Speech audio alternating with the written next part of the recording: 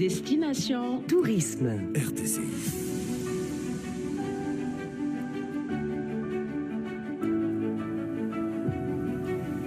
La Tunisie, votre destination tourisme. RTCI. Salut tout le monde, côté micro, c'est Mahdi Kantaoui. Chers auditeurs, chères auditrices, j'espère que vous allez bien et que vous êtes en super forme. Il est très exactement 13h07 sur plateau d'RTCI. Alors, où que vous soyez, je suis très heureux de vous retrouver en ce samedi 30 août 2025 avec Destination Tourisme, notre rendez-vous hebdomadaire. Je remercie l'équipe qui m'accompagne aujourd'hui, à savoir Houaïda Bizid pour sa précieuse collaboration technique et Sofiane Benjima côté création de contenu digital. Comme à l'accoutumée, nous allons parler tourisme et le sujet d'aujourd'hui s'articule autour de la promotion du tourisme médical en Tunisie par le biais des nouvelles technologies. Pour cela, j'ai un invité de qualité, un calibre certain. Il s'agit de monsieur Mohamed Ben Hamida, qui est expert international en gestion hospitalière et tourisme médical. Bonjour monsieur Mohamed Ben Hamida et soyez le bienvenu parmi nous sur plateau d'RTCI. Bonjour à tout le monde. Je vous remercie de cette invitation et j'espère qu'on va passer un bon moment avec vos auditeurs. Tout à fait. Alors comment ça va ? Oui, très très bien, alhamdoulilah. C'est la fin de l'été, oui. Et c'est la reprise, quoi. Tout à fait. Donc le mois d'août touche à sa fin. Oui. Et voilà, donc le 1er septembre, ça va être donc le lundi. Alors pour commencer, qu'est-ce que le tourisme médical et pourquoi est-il important pour la Tunisie ?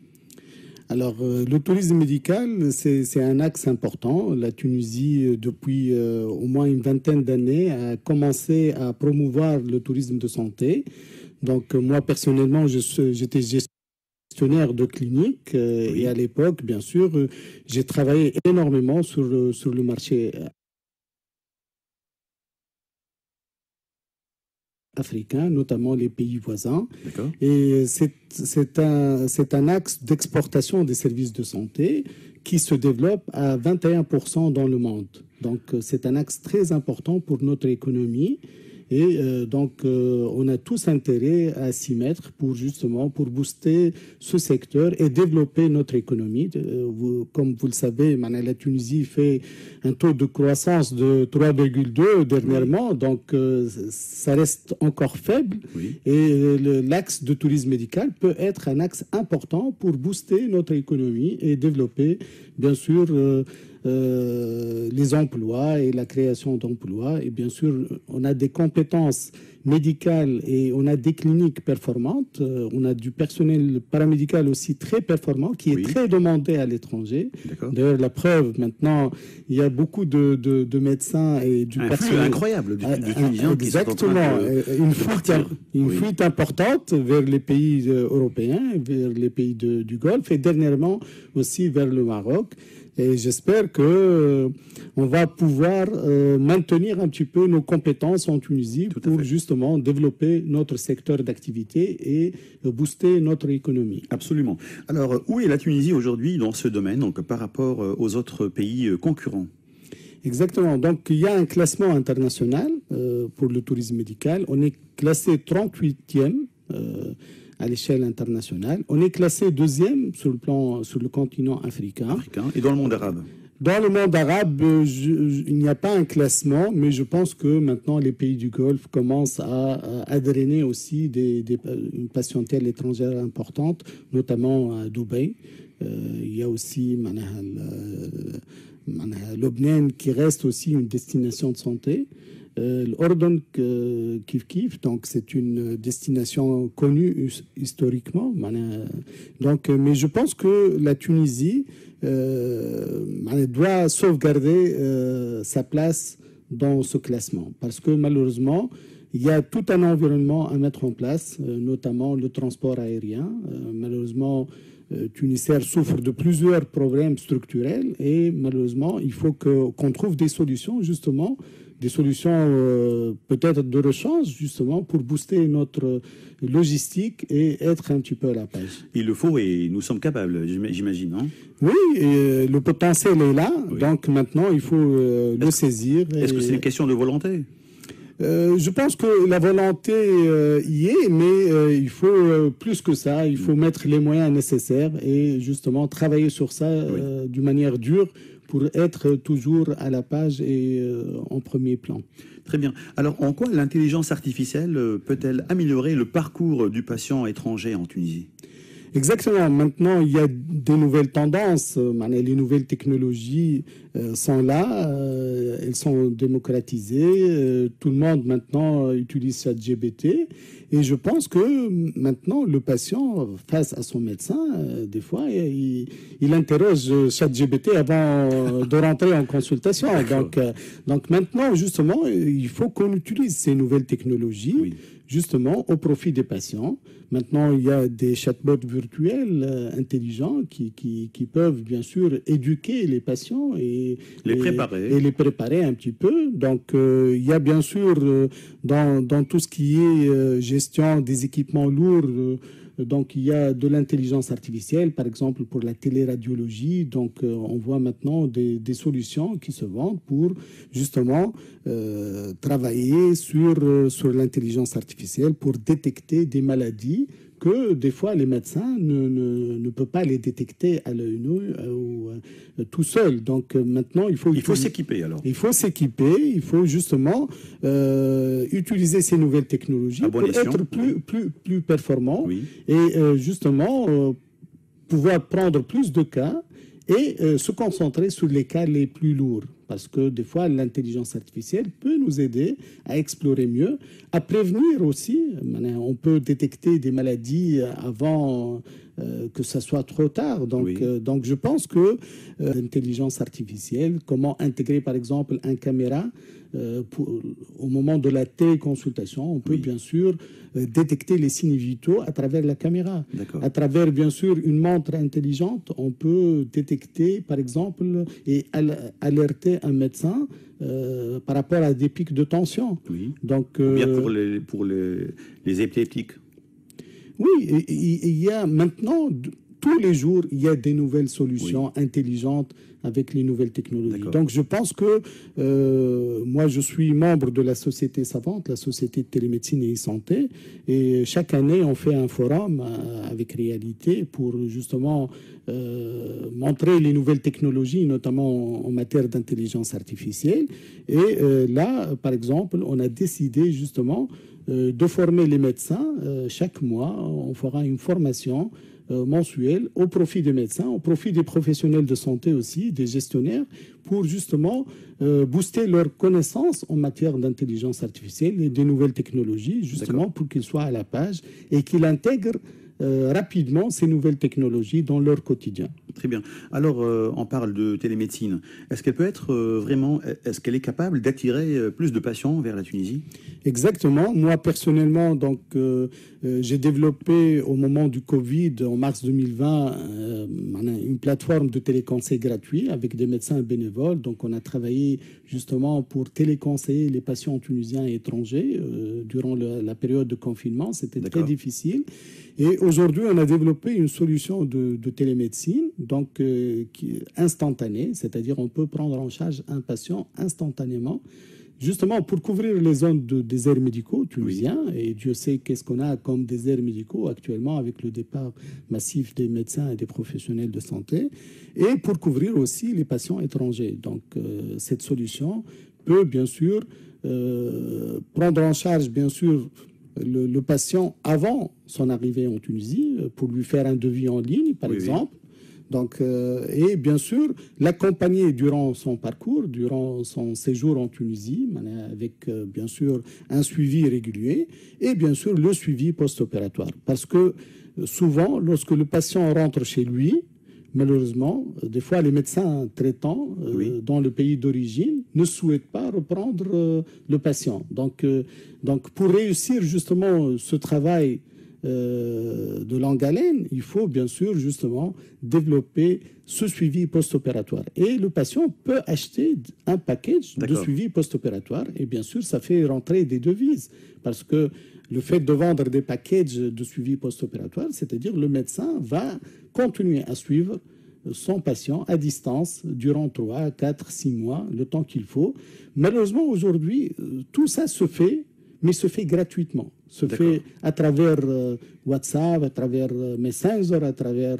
avec des outils. Avec des outils gratuitement, oui. Alors que j'invite justement les médecins à intégrer les solutions de télémédecine, justement, pour assurer ce suivi post-opératoire d'une manière rémunérée. Et comme ça, chacun trouve son compte. Parce que moi, personnellement, j'ai développé une agence d'assistance médicale et de tourisme médical. On aura l'occasion d'en parler dans un prochain rendez-vous, surtout Exactement. Que l'émission sera sponsorisée. Exactement. Et on citera donc le nom de la plateforme la prochaine fois. Exactement. Et là, justement, on a souvent des patients qui s'inquiètent parce que le médecin ne les prend pas au téléphone. Parce que le médecin, il a un temps précis, donc il ne peut pas suivre tous les jours le patient à distance, donc ça lui prend beaucoup de temps. Donc lorsque chacun trouve son compte, c'est-à-dire le patient paye un certain nombre de téléconsultations et de suivi post-opératoire, bien sûr, tout ça va justement aider et rassurer les patients. Voilà. Justement, comment rassurer donc les patients étrangers sur la sécurité et la confidentialité donc de ces outils numériques? Exactement. Donc nous, on a eu l'autorisation de l'instance de protection des données, l'INDPP, et bien sûr, qui était son président. Donc je pense que cette instance sécurise les données et veille justement à ce que les données soient bien protégées. Et nous, personnellement, on a travaillé sur des normes d'RGPD, c'est-à-dire des normes européennes, c'est-à-dire pour pouvoir accueillir aussi bien des patients africains, mais aussi des patients européens, parce que la Tunisie est une destination de santé. Et historiquement, moi-même, j'étais gestionnaire de plusieurs cliniques et j'ai eu beaucoup de patients européens pour faire notamment la chirurgie esthétique. Très bien. Alors, comment les plateformes numériques peuvent-elles aider à mieux faire connaître la Tunisie en tant que destination de tourisme médical ? Bien sûr, aujourd'hui, ces plateformes utilisent beaucoup le marketing digital, utilisent bien sûr les nouvelles technologies pour justement sponsoriser des événements. Il y a beaucoup de communication sur le net et bien sûr, cela bien sûr va attirer des patients qui sont curieux, qui ne connaissent pas peut-être la destination tunisienne, et bien sûr, ils vont s'interroger, ils vont rentrer sur la plateforme, ils vont poser des questions. Donc nous, on a développé par exemple le téléconseil gratuit, donc les médecins, d'une manière bénévole, peuvent répondre aux questions gratuitement, et ça peut rassurer aussi un patient qui trouve un médecin au bout de cette plateforme qui lui répond gratuitement. Donc, il va le rassurer. Et après, bien sûr, s'il veut rester avec le médecin en téléconsultation, par exemple, il doit payer soit par carte bancaire internationale ou bien sûr obtenir un package, payer son package. C'est des abonnements mensuels qu'il peut utiliser pour justement avoir une téléconsultation en ligne. Et il peut avoir aussi une téléexpertise, c'est-à-dire les médecins africains peuvent demander aux médecins tunisiens experts dans leur domaine, et Dieu sait combien d'experts, on a des compétences internationales reconnues, donc ils peuvent bien sûr répondre via la plateforme, ils peuvent uploader le dossier médical du patient qui est sécurisé et bien sûr répondre à ces interrogations par écrit. Alors il y a les avis, il y a aussi donc les notes en ligne. Est-ce que ça influence beaucoup les patients ? Bien sûr, aujourd'hui, à chaque fois on fait une publication, les internautes voient un petit peu les avis. Donc c'est important de garder une bonne réputation, une bonne réputation. Et bien sûr, je pense que on a tous intérêt aussi à travailler sur la formation professionnelle, la formation continue, parce que justement, nos professionnels de santé, il faut les mettre à jour, il faut les mettre à la page pour que eux aussi ils sachent comment communiquer avec ces patients africains, notamment. Donc, il faut être un petit peu à leur place, connaître un petit peu leurs habitudes, leurs coutumes, et essayer un petit peu de se mettre à leur place et bien sûr comprendre leur culture pour justement donner le meilleur service. Et c'est pour ça que nous, on propose aussi de faire des formations continues au profit des professionnels de santé. C'est très important, oui. Voilà, donc à l'UTK, moi, je préside le pôle télémédecine et santé. Donc, chaque trimestre, 4 mois, on fait un événement, un séminaire qui regroupe les professionnels de santé. On le fait gratuitement. Et comme j'ai dit, bien sûr, avec la Société savante de télémédecine et santé, moi, je suis vice-président avec toute une équipe de professionnels de santé. À leur tête, Sirida Kachrid, qui était ex-ministre de la Santé. L'ex-ministre de Santé, oui. Exactement. Donc on prévoit de faire mensuellement une formation. Et bien sûr, on développe aussi, à travers, bien sûr, des universités privées, on développe aussi des thèmes de formation dans le tourisme médical et les nouvelles technologies pour booster notre système de santé et booster le tourisme médical. Alors, vous parlez de formation. Pourquoi donc la formation continue donc, des médecins et du personnel de santé est-elle donc essentielle dans ce secteur ? Exactement, parce que, bien sûr, aujourd'hui, avec les nouvelles technologies, tous les jours, on a des nouveautés et il faut se mettre à la page parce que le médecin et le professionnel de santé, des fois, il est mis en compétition avec les chatbots virtuels. Et bien sûr, des fois, le patient peut être informé d'une manière instantanée des nouveautés. Donc, il faut que le médecin et les professionnels arrivent à suivre le rythme de cette technologie. Voilà, donc il ne faut pas qu'il soit un petit peu en retard parce que le patient il va perdre confiance. Donc c'est pour ça que nous, on travaille énormément avec les universités, avec les centres de formation professionnelle, justement pour animer des formations, pour justement mettre nos professionnels de santé à la page et bien sûr monter en compétences. Bien sûr, il y a aujourd'hui aussi les accréditations, la certification. Il y a plusieurs cliniques qui sont accréditées, soit une accréditation tunisienne ou internationale. Et bien sûr, il faut qu'ils se mettent un petit peu mettre le personnel dans la formation professionnelle pour justement être toujours à la page et monter en compétence. Justement, donc, vous pensez qu'on devrait encourager nos équipes médicales à rester au niveau des standards internationaux ? Bien sûr. Aujourd'hui, on est en compétition internationale. Les frontières ne sont plus fermées comme avant.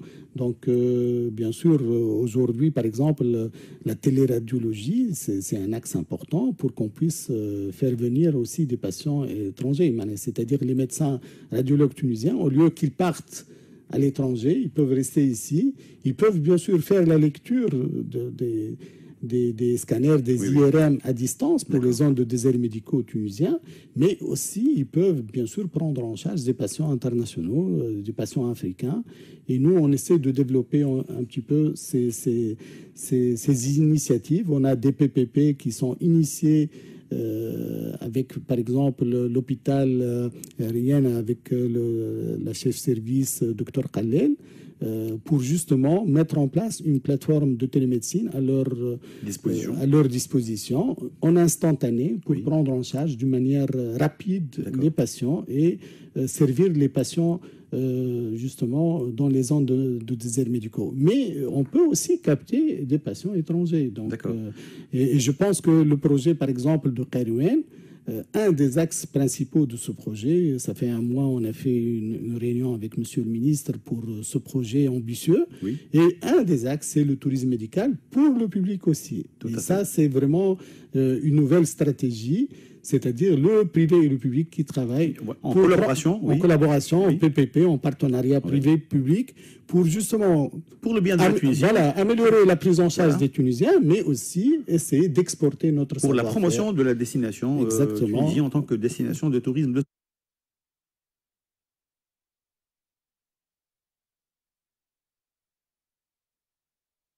Santé. Alors, quels sont aujourd'hui, selon vous, donc, les plus grands obstacles pour la Tunisie, pour que la Tunisie donc, devienne un leader de tourisme médical ? Je pense que tout d'abord, on n'a pas De la logistique, du transport aérien, et je pense que c'est un axe très important qu'il faut développer. Dernièrement, il y a eu une réunion entre le ministre du Tourisme et du Transport, justement, pour voir quelles sont les nouvelles destinations. Je pense qu'il faut travailler davantage pour mettre à disposition des avions pour desservir toutes les capitales africaines, à mon avis. Les capitales africaines, c'est-à-dire l'Afrique subsaharienne? Subsaharienne, bien sûr, principalement. Les pays d'Afrique francophone, essentiellement. La Tunisie est une destination de santé connue. Et je pense que c'est un axe important. L'ouverture des frontières, c'est-à-dire faire des couloirs rapides pour les patients étrangers. Donc, des fois, on voit à l'aéroport ou sur les frontières des files d'attente de plusieurs heures. Ce n'est plus acceptable. On ne peut plus accepter qu'un patient reste 2, 3, 4 heures. Et ça, c'est dommage. Donc, à mon avis, il y a beaucoup d'initiatives.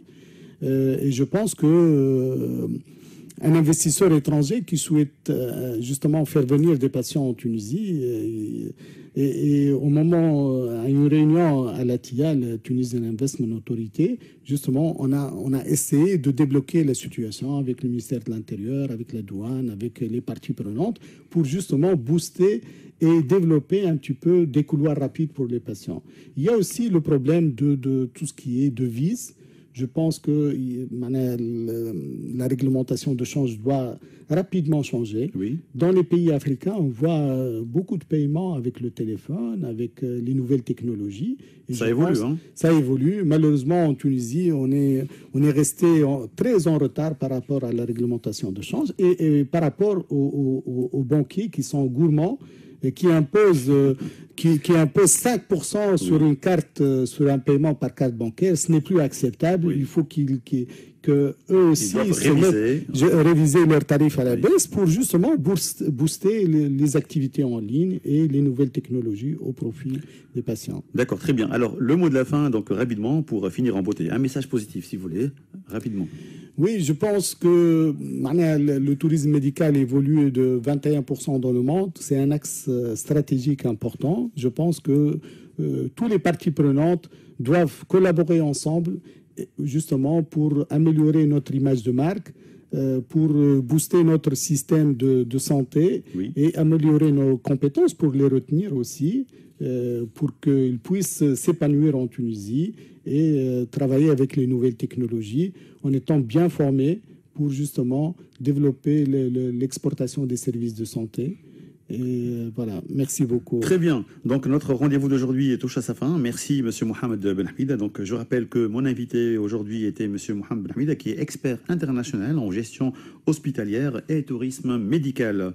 Donc, merci pour cet échange par rapport au sujet d'aujourd'hui, à savoir donc la promotion du tourisme médical en Tunisie par le biais des nouvelles technologies. Merci. Je remercie donc l'équipe qui m'a accompagné aujourd'hui, à savoir Houaïda Bizid pour sa précieuse collaboration technique et Sofiane Benjima côté création de contenu digital. Et côté micro, c'était là Mehdi Kantaoui. Mesdames et messieurs, je vous remercie de nous avoir suivis dans l'espoir de vous retrouver samedi prochain avec Destination Tourisme. D'ici là, portez-vous bien, amusez-vous bien et surtout ne cessez pas de nous écouter et restez toujours fidèles à nos ondes d'RTCI. Allez, bye. Destination Tourisme. RTCI.